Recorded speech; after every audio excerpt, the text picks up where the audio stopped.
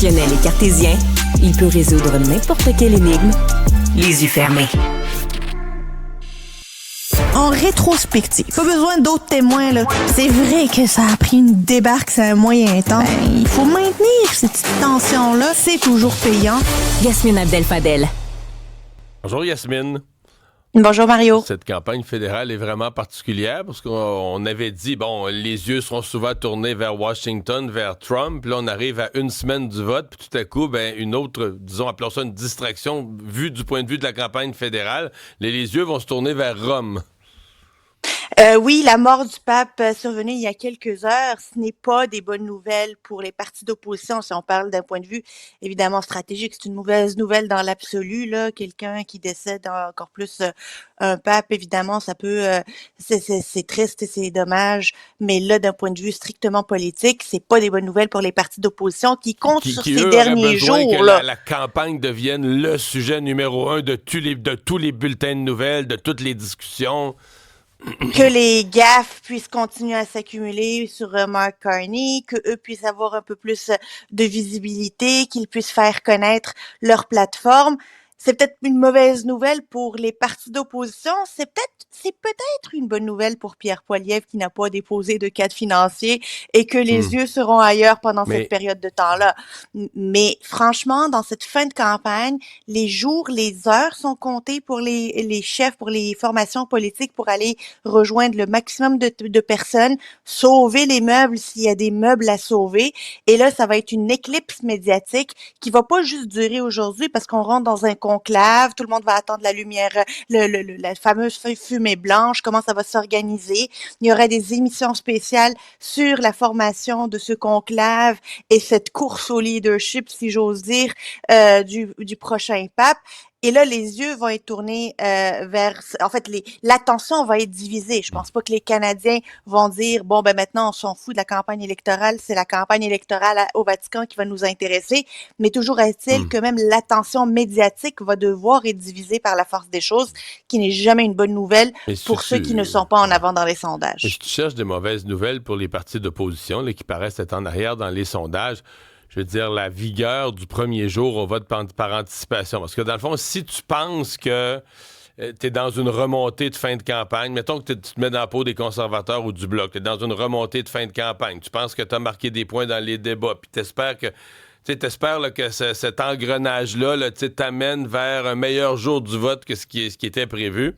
Tu veux surtout pas qu'un maximum de gens sortent là, en masse par anticipation, parce que ça, potentiellement... c'est des gens... Mettons que tu vis une remontée, là, ça, c'est des gens qui ne l'auront pas vécu, ils vont avoir voté avant, puis ils peuvent plus se reprendre. On dirait que tous les signes sont inquiétants là, pour l'opposition.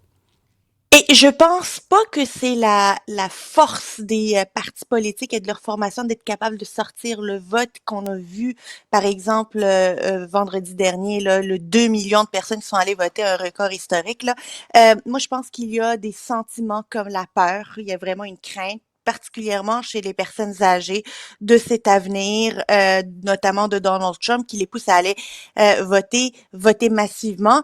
Et comme mais ce qu'on nous raconte, Yasmine, c'est que c'était varié. Là. C'est que même vendredi, la journée record, il y avait toutes sortes de monde. Puis Isabelle est allée, c'était plein de jeunes. Puis oui, il y avait certainement des personnes du troisième âge, il n'y a aucun doute, là, mais que c'était plus, parce que moi je me souviens là, d'époque où le vote par anticipation, c'était libéral, c'était beaucoup. C'est l'époque où les personnes âgées avaient peur de la souveraineté au Québec, votaient toutes libérales. Ça a changé depuis. Maintenant, les personnes âgées sont celles qui votent le plus pour le Bloc. Mais à cette époque-là, c'était vraiment des personnes âgées. Et là, on me dit que c'était quand même beaucoup plus varié, là, que c'était des gens de tous âges.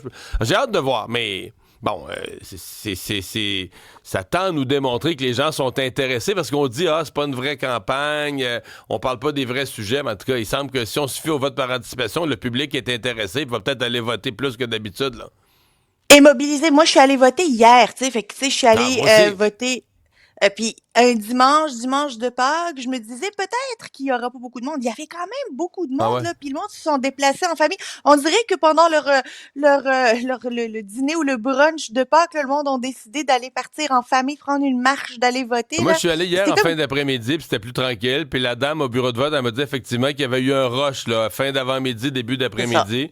Mais que là, la fin d'après-midi, on approchait du souper de Pâques. Moi, mes viandes étaient déjà prêtes, mes affaires étaient déjà prêtes. Écoute, ça m'a pris, sans joke, ça m'a pris 20 minutes aller-retour. C'est vraiment été, il y avait 2 personnes devant moi. Le personnel était compétent, ça a filé rondement. Ah Fait que, oui. ouais, moi, j'ai pas un mot à dire, là. Ça a été vraiment une Non, ça expérience a super facile. bien Parce été. que vendredi, j'avais des amis qui m'avaient Ah, dit que c'était l'enfer, là. Tu sais, c'était nouveau, le personnel n'était pas tout à fait expérimenté. Des gens qui ont attendu 1 heure et demie, 2 heures pour voter, ça, c'était un peu long, j'avoue, là. mais c'est assez particulier de voir autant de personnes vouloir voter la première journée du vote par anticipation. Tu sais, d'habitude, là, tu sais, le monde se garoche pas. J'ai l'impression, puis je voyais sur les réseaux sociaux là, des vidéos de personnes qui faisaient la file dans la rue, qui dansaient, qui chantaient. Il y en a qui criaient Carney, Carney, tu sais, des personnes du troisième âge là, qui criaient Carney, Carney. Là. J'ai jamais vu ça, honnêtement, là, des personnes aussi mobilisées à aller voter puis chanter pour leur candidat favori. Probablement qu'en Alberta, le monde chantait Poilievre, Poilievre.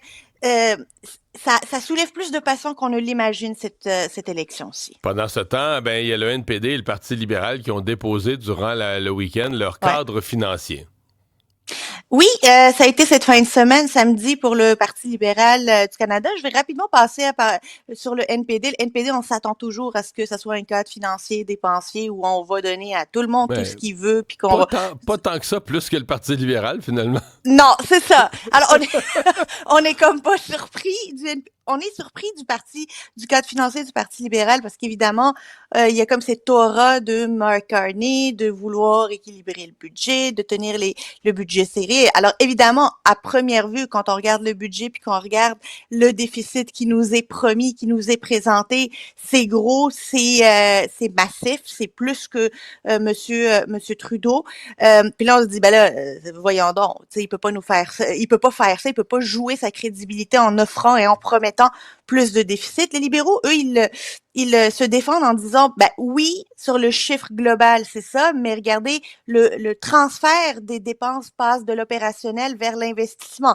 L'investissement, tu vas chercher des actifs, c'est évidemment de la Et propriété il inclut intellectuelle, c'est l'investissement en la défense, défense. là.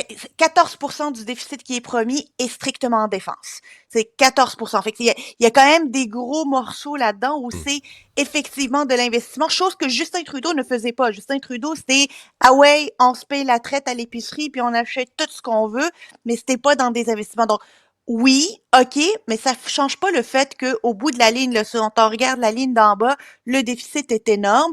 Il y a aussi la crise avec les États-Unis qui vient rajouter son grain de sel là-dedans, là, puis on pourrait rentrer en récession. On se rappelle, en récession, évidemment, le gouvernement intervient plus pour essayer intervient plus dans créer des actifs, maintien des actifs, développement d'infrastructures pour maintenir le monde au travail. Euh, Est-ce que le budget se tient?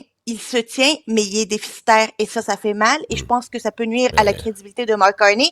Mais Pierre Poilievre peut-il réellement sortir pour c'était ma dénoncer question, et là. C'est défoncer? ça. T'sais? Moi, il m'apparaissait que le budget Carney, là, pour les conservateurs, aurait été attaquable en disant, ben regarde, c'est la même affaire que Trudeau.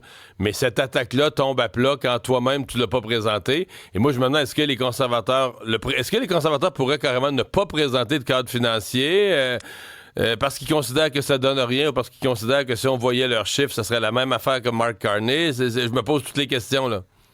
Je me posais exactement la même question. Est-ce que même stratégiquement, si j'étais une stratège conservatrice, là, je me demande, est-ce que ça vaut la peine de déposer un cadre financier à À ce ce date-ci. stade-ci Ouais. ou à subir la chaleur de ne pas en déposer un, puis continuer de manière effrontée à critiquer celui des libéraux, parce qu'à ce stade-ci, là, ils vont juste se faire éviscérer. Il y aura tout le monde qui va commencer à regarder ligne par ligne ce que les libéraux font versus eux ce qu'ils font, que finalement, ça se ressemble grosso modo, à part s'il y a plus de dépenses, tu sais, où est-ce qu'il va couper dans les dépenses opérationnelles plus que Mark Carney?